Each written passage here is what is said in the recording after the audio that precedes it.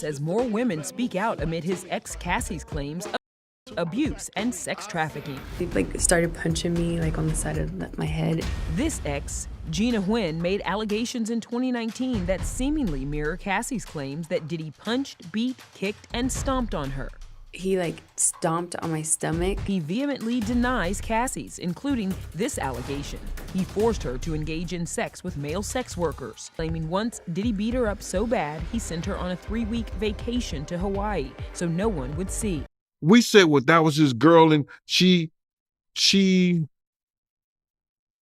it on her own. She didn't have to. Man, you can't say that. That was a 19-year-old girl that what they call now groomed. What's up, everybody, and welcome back to my channel. I'm Sailor Slay, if you didn't know, and on my channel I cover the dark, mysterious underbelly side of film, television, and now music with this video. Okay, so today's video is going to be part 1 in a series that is all about P. Diddy, Puff Daddy, Pete, Love Diddy, however he's calling himself today. So today in part 1, we're going to go over the timeline of Cassie and Diddy's relationship, as well as all of the allegations in the lawsuit that is now settled. But by the way, that's kind of crazy how fast they solved it. But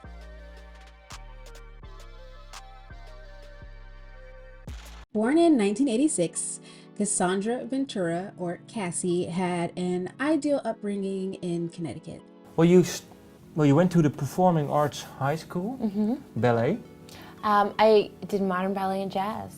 Yeah, it was a great. I think it was an important thing for me, a great thing. And I got into the musical theater program, so I started performing and singing on stage, which was a hard thing for me to overcome. And was taking vocal lessons, meeting with producers, a lot of different things. I started modeling when I was 12. I didn't get signed until I was 14, but I actually started working when I was 12 years old. So now I'm 20, and almost half my life I've spent in the entertainment industry. So I modeled throughout school and high school and graduated and moved to New York to do it. It's here that the story begins for most of us. So for us, the timeline goes, Cassie and P. Diddy meet, they start dating, she gets signed by Bad Boy Records, Me and You comes out, it's a bop, we all love it, it's great, the rest is history. But that's not exactly what happened, and we learn the truth, or allegedly her version of events, from the lawsuit. At 19, Cassie had already been working with up-and-coming producer Ryan Leslie. They are actually the ones who, well, mostly Ryan Leslie is the one who wrote and produced Me and You, Cassie sang, and it was actually a hit all on its own without ever meeting P. Diddy. But it is also how Cassie got on Diddy's radar. So when he was doing that, I heard he also had a young lady that was with him named Cassie that had a record out. And I started hearing this record that was haunting me in the clubs, and it was, it was Cassie's record, Me and You, and it was I would hear it everywhere I was at, and so I kept asking, what record is that? We don't know, we can't be in Diddy's mind. We don't know if he really wanted her for his record because he thought she had a lot of talent, or did he just have a whole plan to kind of entrap her already? We don't know. Okay, now remember what I was telling you earlier about Diddy having a predatory record? Diddy signs Cassie to, get this, a 10-record deal. That is insanity. I mean, talk about making a deal with the literal devil. Diddy always, and I mean always, is gonna make sure that whatever deal you sign with him is all in his favor, and maybe you get a little sprinkle of something, maybe. I said Puffy is poison. No disrespect to Puffy, take that. But everybody that Puffy has come in contact with, either they are dead, in jail, or we don't know where the fuck they at, or their careers have fallen out, which means they're still dead. In 2022, Mr. Combs received the Lifetime Achievement Award at the BET Awards. During his acceptance speech, Mr. Combs stated, "I have to give a special shout out. Shout out, thank you. All that love. My chief of staff, Christina Coram, KK, Lorianne Gibson, keeping me free. Yeah, and also Cassie for holding me down in the dark times. Love."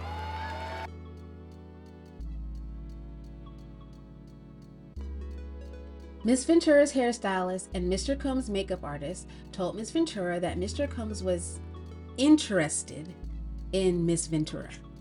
Miss Ventura shrugged off the gossip and in fact expressed disgust given the large age gap between her and the president of her record label.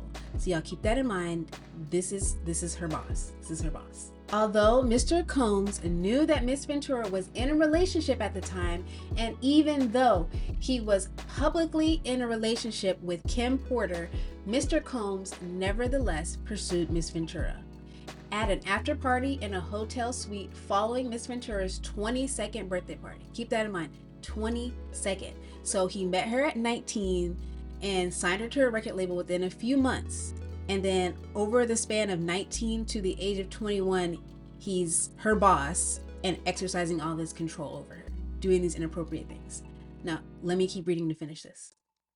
Mr. Combs pulled Miss Ventura into a bathroom and forcibly kissed her. Miss Ventura did not consent to this unwanted contact. She immediately ran out of the bathroom and the hotel suite and cried. She told her best friend at the time about what happened, but she was too scared to tell anyone else. I mean, can you imagine? Can you imagine? There is no HR. Who is she going to tell? Diddy slowly but surely exercises more and more control over her, not only her professional, but also her personal life. Matter of fact, he invited himself to her 21st birthday party and then he gets mad at her for going out with her friends when he didn't think she should, is mad at Cassie for bringing her then boyfriend out to an award show because in Diddy's words, he only invited Cassie, so how dare she bring her boyfriend as a +1? That's wild to me. He invited Cassie out for a dinner, and then the whole time he was like sloppy drunk or intoxicated on drugs, somehow like getting into an argument with the people. So they eventually got kicked out of the lounge that they were going to. She's like, I'm going home. I don't even want to be here in the first place, so I'm leaving. I'm going home. He kept texting her the entire night and was like, you left me and I'm drunk and I'm intoxicated, and like, just can you imagine like your boss texting you all night long and there's nothing you can do about it? He was richer than her, had more power than her, and she was his employee. In fall 2007, Diddy calls Cassie up and says, come on, we're gonna go to Miami. Tell your boyfriend it's for work and let's go. So now Cassie really doesn't want to go, but I mean, it's her boss. She can't really tell him no. I mean, we've seen, like, I don't know if you've watched like shows like Making the Band, like we've seen how he is, so she can't tell him no. Basically, her career as a new artist was over and her life as Diddy's professional girlfriend began after this trip to Miami. During this trip to Miami, Mr. Combs provided Miss Ventura with copious amounts of drugs. She became more intoxicated than she ever had before, and her intoxication lasted throughout the weekend trip. As she wanted Mr. Combs to continue to support her career, she felt she could not refuse Mr. Combs urging her to take more drugs. After providing her with drugs, Mr. Combs had sexual intercourse with Miss Ventura during this trip. And I don't know how you guys see it, but to me, come on, like you're giving someone drugs, you're giving them alcohol, you have a position of power over them. In what world is that consent? This trip, Diddy pretty much took over her life. He gave her cars, he gave her luxury apartments, designer clothes, jewelry, bags. It quickly turned into everything you have is because I gave it to you. So now you are nothing without me. He had complete control over her. This man even had access to her medical records. Like there was no secrets, no privacy, at least on her end anyway.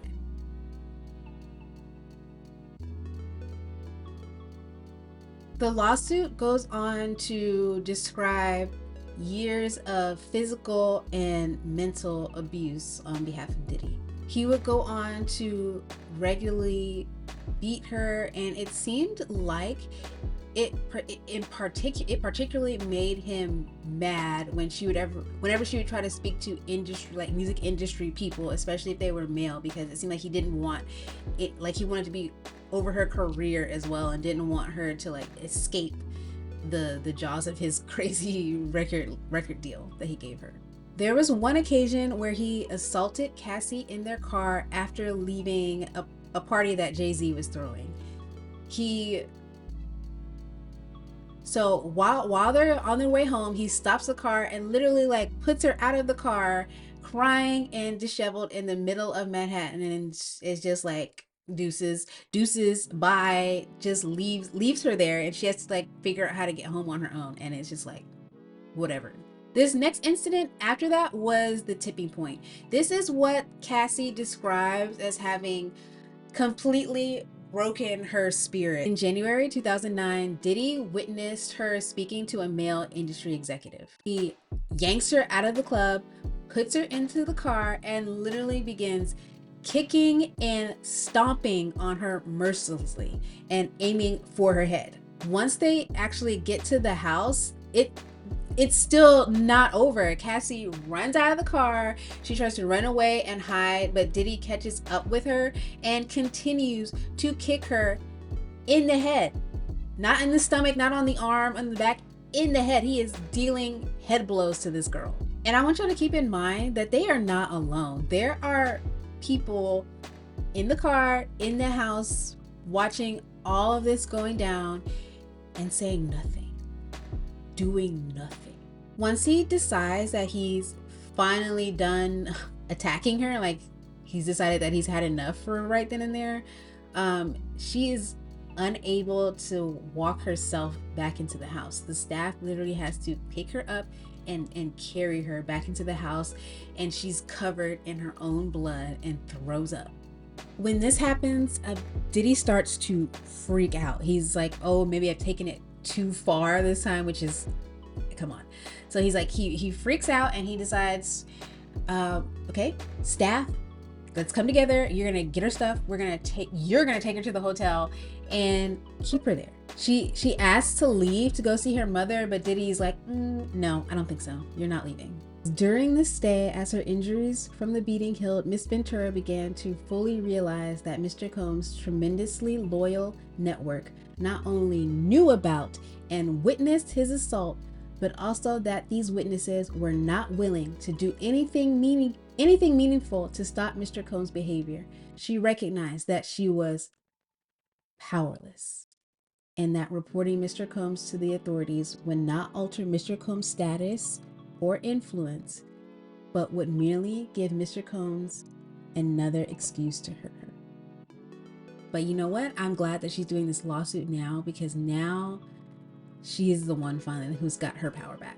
By Mr. Combs' own admission, his relationship with Miss Ventura was like Bobby and Whitney. Like, if you don't know about them, go ahead and look it up. Okay, so Bobby and Whitney, a clear acknowledgement of the unequal power dynamic and excessive domestic violence that permeated their relationship.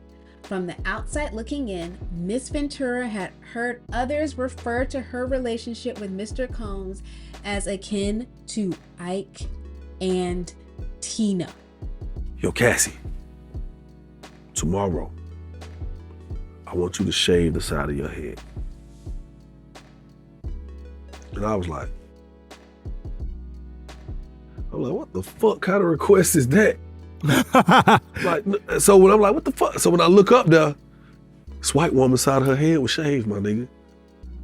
And the bitch looked good with it. So I was looking at Cassie, I was like, well, I was like, you're not about to do that, are you? She said, well, I mean, whatever Sean wants, I'm gonna do. What's really sad is, despite her giving up and becoming submissive, the abuse continues. It continued. And it got to the point where he would spot her talking to someone he didn't want her to talk to. He wouldn't even bother leave. There was one occasion where he didn't even bother leaving the party. He just yanked her into another room and followed her around the room, abusing her, hitting, kicking, punching, slapping.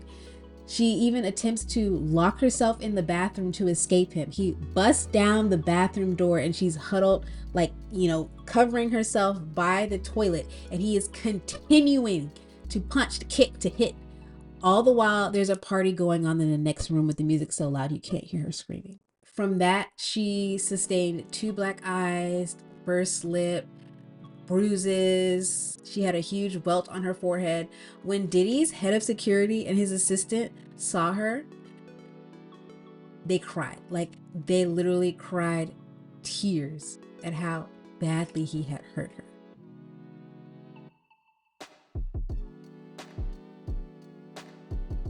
After the 2009 incident I just described, the freak-offs began.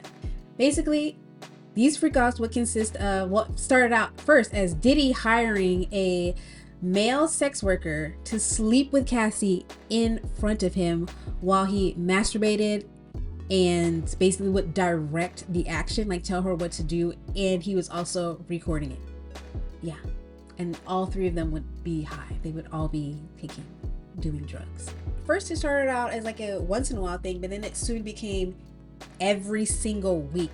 He would call his staff or call Cassie and be like, I want to do a freak off, and they would have to jump, run and jump, get the sex worker ready, get the outfits ready, and he would make her put baby oil all over herself. He would make her paint her nails white so that her nails would like stick out against the skin of the sex worker. And oh, I forgot to mention, for Diddy, they had to be BBCs. So that's a little much for YouTube. So if you don't know what that is, go ahead and Google BBC porn, unless you're a child, and you'll know what I'm talking about. Whenever Diddy would want, that's what I mean. They would happen whenever Diddy said he wanted to do a freak off. So there was an occasion where Cassie was in the middle of celebrating her 29th birthday party, like with her friends and everything. He calls up Cassie and is all like, okay, let's go. It's time to do a freak off. And for once, she's kind of like, no, I'm at my birthday party. I can't do it right now. We'll do it later. Diddy gets his staff. That's why I really hope the New York is actually considering charges, because he gets his staff to really corner her at her own birthday party and force her to go. So it wasn't even just him. There was no escaping. The whole environment was for her to be abused by Diddy. And Cassie found these freak-offs to be disgusting. She did not enjoy participating in them. And whenever she would express her disgust, it would only make it worse. He would beat her even in front of the sex worker. There was times where she would be like, her anxiety would be so bad, she'd be shaking, sweating beforehand, throwing up. And instead of having sympathy for this woman that you claim that you love, Diddy wouldn't have any sympathy for her. He would just stand over her while she was throwing up, and he would verbally berate her and guilt her into participating. The list of drugs that she was given: ecstasy, cocaine, GBH, ketamine, the date rape drug, marijuana, alcohol, like all that in your system, just so she could like dissociate and not have to like be there. On one occasion, he sat next to her on a flight and made her watch a video that she thought she had deleted, reinforcing her inability to escape and the immense power he held over her. Diddy would refer to these freak-offs as Cassie's work. He would say, you're doing a lot of work for this, so I need to compensate you. So like before, during, and after all of this, he'd be like, yeah, you're doing a good job, do your work, I need to compensate you. And he would just be like giving her designer bracelets and things. And she even referred to, one time she said she had so many of these bracelets that they were literally like shackles to her.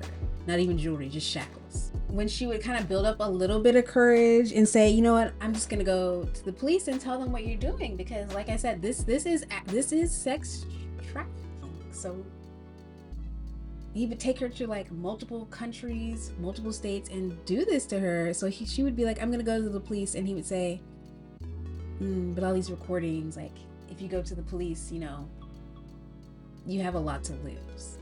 This disgusting behavior.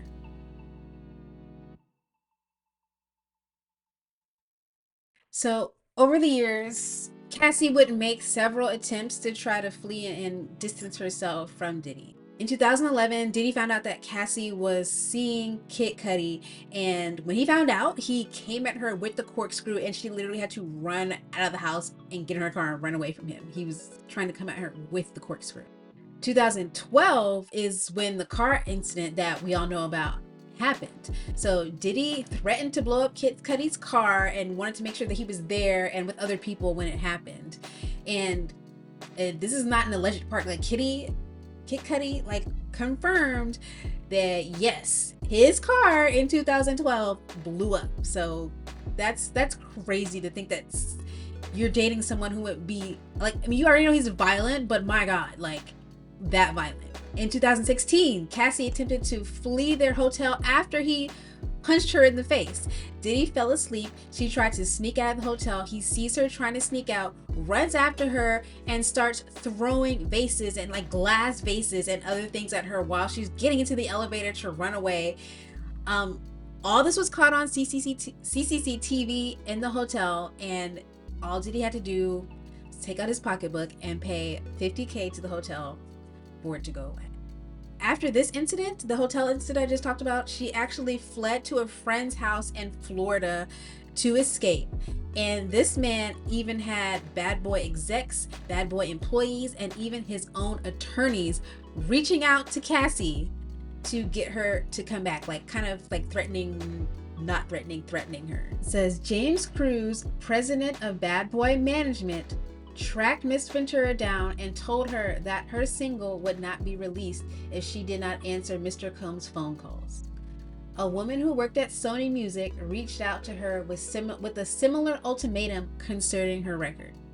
Incredibly, Mr. Combs even convinced one of his attorneys to call Miss Ventura at this time. This lawyer told Miss Ventura that it is in your best interest to call Mr. Combs back. Each time Miss Ventura tried to run away, Mr. Combs and his powerful network would force her back in.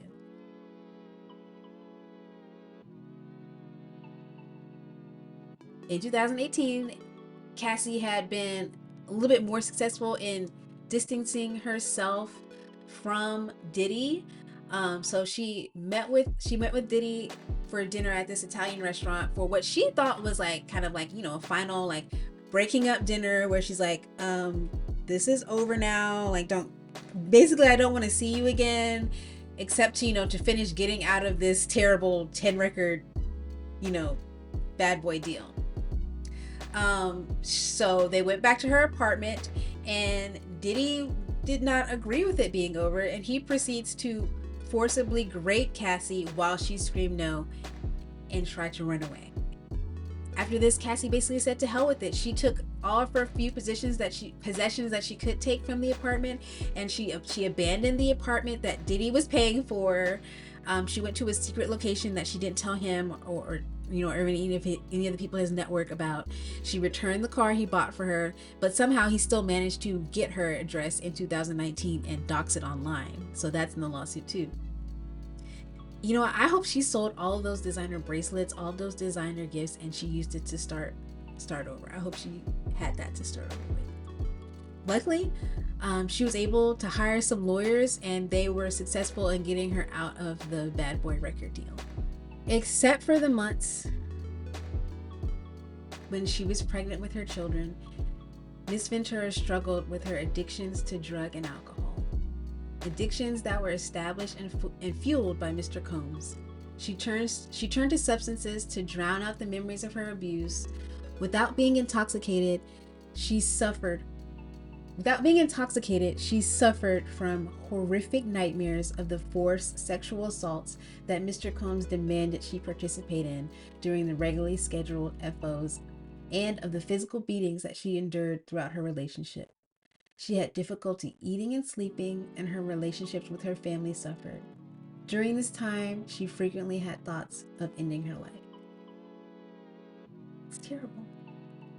It's terrible, the things that he's done, and he's not even sorry for it. Like, because y'all saw that clip we played in the beginning. Like, he's like, oh, you were with me through the dark times. No, he is the one who made the dark times. And even that was like an attempt to continue to have control over her. As we all know now, this has a happy ending. Cassie's finally got her power back. She has won her lawsuit without even having to, you know, testify and do discovery and all that, which would have re-traumatized her. So she's now happily married to her husband, and get this, is her former personal trainer. So like, his name is Alex Fine. So there was at least one person that Diddy hired that had a backbone and was able to help her. And now they share 2 children together. So I wish her nothing but happiness in life and the best, because her story is truly very sad. Like, you know, like she spent all that time, like her whole young life. Imagine like the career she could have had. Cause like, to me, you know, like whether you think she was the best singer or dancer or whatever is not important. Like, she still had a heart for the music.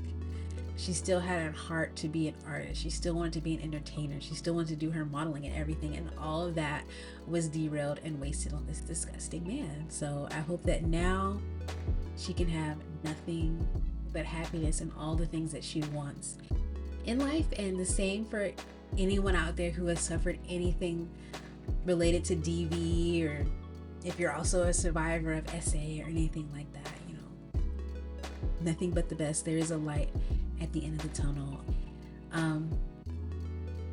But yeah, that is part 1 of Diddy is a Monster, my series that I'm doing on him. The next video is going to be about Kim Porter. So all the next videos are really going to be focusing more of all the deaths that swirl around him, and then later on I'll do one about the shady dealings with his music artist. But yeah, so keep an eye out for that, and thank you so much for watching. Like I said, go ahead and like, subscribe, trying to get to 2K. Tell me what you think about all this. Are you on Cassie's side? Are you not on Cassie's side? Do you think all of these are like just lies? But then tell me, like, why did Diddy settle for so much? I even heard rumors, like her lawsuit was for 30 million. I heard rumors that he settled for 100 million. So I don't know if that's true or not, but just tell me what you think. What do you think about Diddy? Like, I want to hear what everyone has to say. But yeah, thank you so much for watching. Like this video, subscribe, and I will see you guys next time.